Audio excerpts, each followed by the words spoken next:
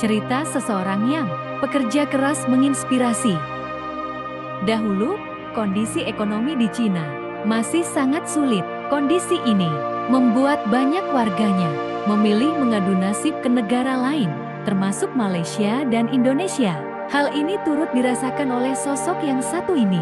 Terlahir sebagai seorang anak petani di desa kecil, membuat hidupnya serba kekurangan, bahkan sempat putus sekolah. Dia pun akhirnya memutuskan untuk menyusul kakaknya merantau ke Indonesia dengan menempuh perjalanan laut selama 1 bulan.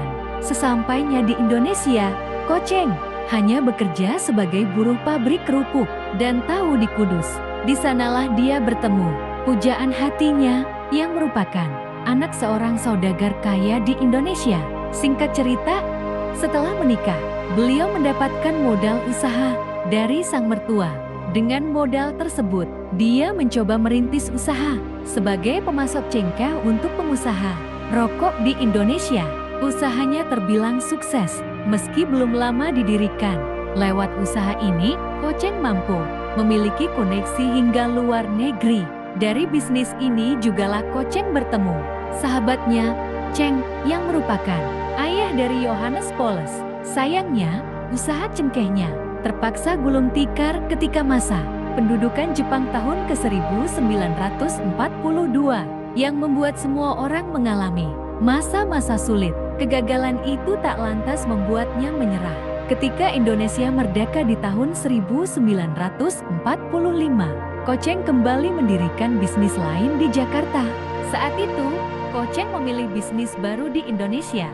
Bisnis tersebut dipilihnya setelah berkenalan dengan seorang perwira logistik bernama Nalar yang merupakan sepupu dari mantan pengusaha besar, yakni Kece. Lewatnya lah Koceng bisa bersahabat baik dengan Kece. Dari kedekatan itu pula, Koceng mendapatkan proyek-proyek besar dari Nalar. Salah satunya adalah proyek impor beras Bulog sebanyak 350.000 ton. Hal ini tentu saja berdampak baik untuk kemajuan bisnisnya. Kesuksesan Koceng menjalankan bisnis impor beras Bulog tak lantas membuatnya puas. Dia pun kembali mendirikan beberapa lini bisnis yang saat ini berkembang di bawah naungan Kise Group, dan pada akhirnya dia pun jadi pengusaha kaya raya. Demikian kisah singkat seseorang anak petani yang sukses. Semoga menginspirasi.